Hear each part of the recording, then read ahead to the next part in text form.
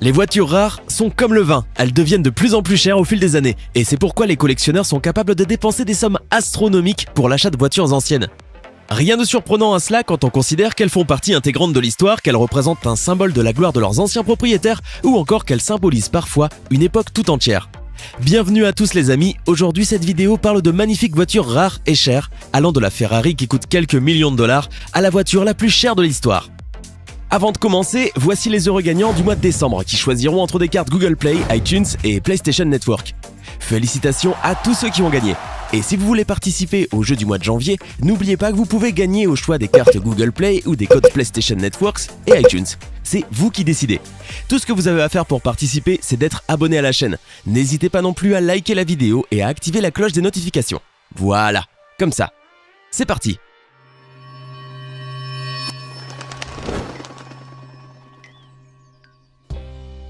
Le coupé Volga V12. Cela ressemble à un gag, mais cela n'en est pas un. Un groupe de passionnés d'automobile a mis en place un projet inhabituel et unique. La fabrication d'une voiture vendue à un exemplaire, pour un montant d'environ 500 000 $.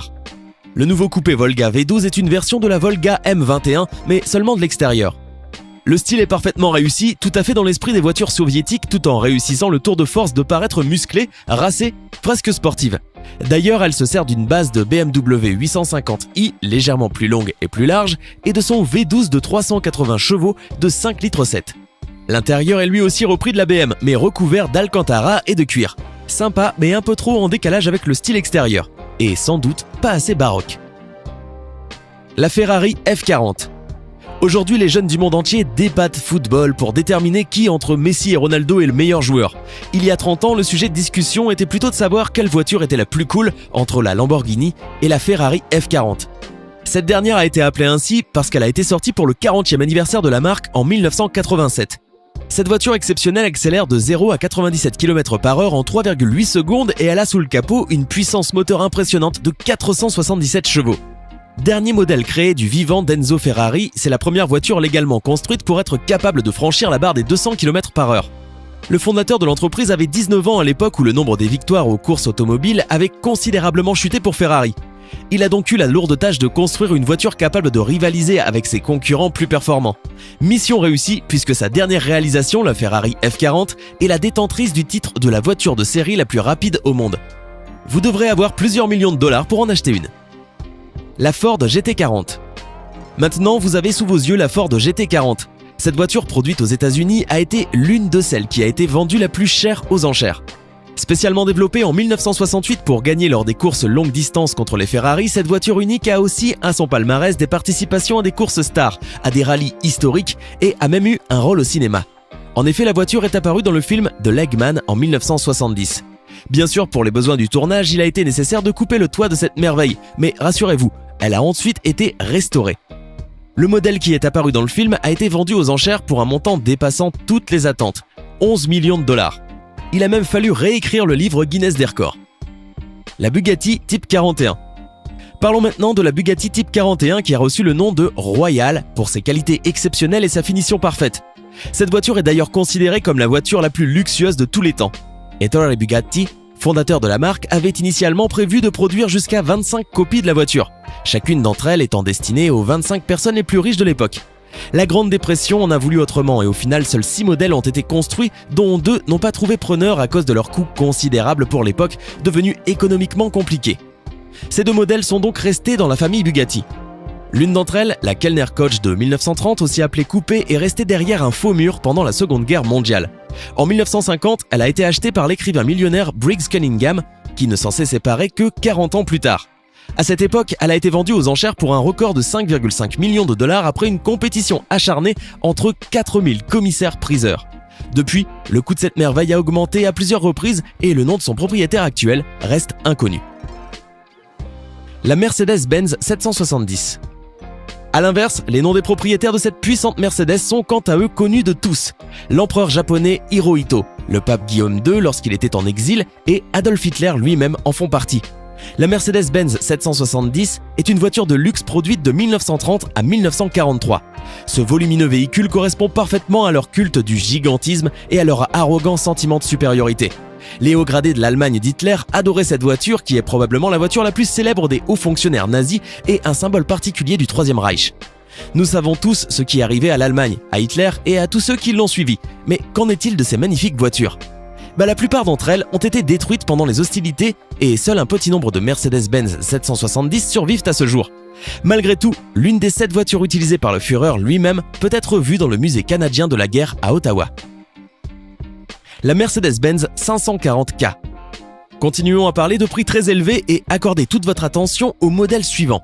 La Mercedes-Benz 540K est une vraie voiture dans tous les sens du terme. Elle a été conçue en 1936 pour les monarques perses. En effet, à différentes époques, les dirigeants d'Iran et de Roumanie ont voyagé dans cette puissante voiture. Elle est également connue pour être le véhicule favori des Goebbels, une famille proche d'Adolf Hitler, ainsi que de Jack Walter, un des frères Walter de la compagnie de cinéma américaine. Produite en seulement 32 exemplaires, l'un d'entre eux, après avoir passé plus de 4 décennies dans le garage de son collectionneur de propriétaires, a finalement été vendu aux enchères en 2012 après une totale restauration pour la modique somme de 11,8 millions de dollars. La Bugatti Type 57 SC Atlantic. Passons maintenant à cette vieille voiture longtemps considérée comme étant la plus chère. La Bugatti Type 57 SC Atlantic de 1936, rééditée en 2010, a été achetée à une vente aux enchères pour un prix record de 38 millions de dollars. Seules 4 copies de ce modèle ont été produites, mais uniquement 2 ont survécu à ce jour. L'une d'entre elles a été réalisée sur ordre de Rothschild, mais a finalement été vendue à Peter Williamson pour 50 000 dollars. Bel investissement puisque 40 ans plus tard, il l'a vendue 760 fois plus cher. Elle fait désormais partie de la collection de Ralph Lauren. Son moteur d'une capacité de 210 chevaux accélère à une vitesse maximale de 124 km/h. Et effectivement, cela peut sembler faible, mais n'oubliez pas que ce chef-d'œuvre a vu le jour en 1936. La Ferrari 250 Testarossa. Voilà un autre record du célèbre fabricant italien, la Ferrari 250 Testarossa de 1957. Toujours dans la ligne de mire des connaisseurs de voitures de course, cette voiture dont le nom signifie tête rouge en raison de la couleur rouge des caches-soupapes qui se trouvent dans la partie supérieure du moteur de 300 chevaux, a été produite à seulement 22 exemplaires. L'un d'entre eux a été vendu en 2011 pour un montant de 16,4 millions de dollars. Un autre encore a trouvé preneur pour 12 millions de dollars. Pourquoi une telle différence de prix ? La réponse est simple. Celle qui a été vendue le plus cher était en fait le prototype d'usine, soit rien de moins que la première voiture de cette série. La Lamborghini Miura. Pour continuer, comment ne pas parler de la Lamborghini, le classique que vous voyez devant vous ? La Lamborghini Miura est une voiture de sport produite par la société éponyme dans les années 60. Elle tient son nom de la région d'Espagne où sont élevés les taureaux de combat. La Lamborghini Miura de cette vidéo est remarquable pour son incroyable histoire. Cet héritage familial, oublié dans un garage pendant un quart de siècle, est totalement resté dans son état d'origine, à tel point qu'il y avait encore dans l'autoradio la cassette du nouvel album des Rolling Stones appartenant aux anciens propriétaires. Ce trésor a été soigneusement restauré et semble désormais tout droit sorti de l'usine. Mercedes-Benz W196R. On est au-dessus des 20 millions pour cette Mercedes, 21,3 millions d'euros exactement. Pourquoi un tel prix ? Car c'est la voiture qu'a conduit le mythique pilote argentin de Formule 1, Juan Manuel Fangio. Une voiture qu'on pouvait pousser à près de 290 km/h. Même aujourd'hui, ce sont des vitesses difficiles à atteindre. Ce n'est pas pour rien qu'on les a appelées les flèches d'argent. La Ferrari 250 GTO. Et pour finir, voici la Ferrari 250 GTO de 1962. C'est elle qui prend aujourd'hui la place de la voiture ancienne la plus chère. Une grande histoire est derrière elle. Elle remporte le prestigieux Tour de France en 1963 et elle termine première de la course de Champs Roux les 2 années suivantes. Cette voiture appartient au collectionneur Paul Papalardo depuis 1974. Notez qu'il a été très chanceux puisque les candidats à l'achat de cette voiture devaient avoir été approuvés personnellement par Enzo Ferrari.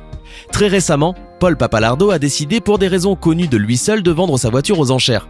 Cette Ferrari 250 GTO avec le numéro de châssis 5111 a été vendue pour le fabuleux montant de 38 115 000 dollars.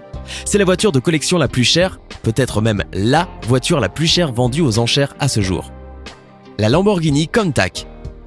Apparue au milieu des années 70 pour remplacer la Miura, la Lamborghini Countach reste l'une des supercars les plus emblématiques de la fin du siècle dernier.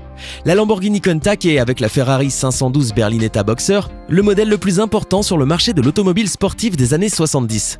Le nom Countach provient d'une expression d'argot piémontais signifiant « fabuleux ». Il marque l'expression d'étonnement et d'admiration qu'aurait lâché l'industriel turinois Bertone à la vue de la voiture sortie sur route pour la première fois. Restée près de 20 ans au catalogue, elle aura évolué tout au long de sa carrière en devenant plus agressive et plus puissante. Un modèle qui a été vendu aux enchères et qui date de l'année 1975 a atteint en 2014 l'incroyable somme d'1,2 million de dollars lors d'une séance organisée par Bonhams. Qu'en pensez-vous? Laquelle de ces voitures extraordinaires avez-vous préférée? Laquelle rêveriez-vous de posséder? Dites-le nous en commentaire. Hey, c'est tout pour aujourd'hui. Si vous avez aimé la vidéo, n'oubliez pas de la liker et de la partager avec vos amis. Et si vous êtes nouveau sur la chaîne, n'oubliez pas de vous abonner et d'activer la notification. Bye bye!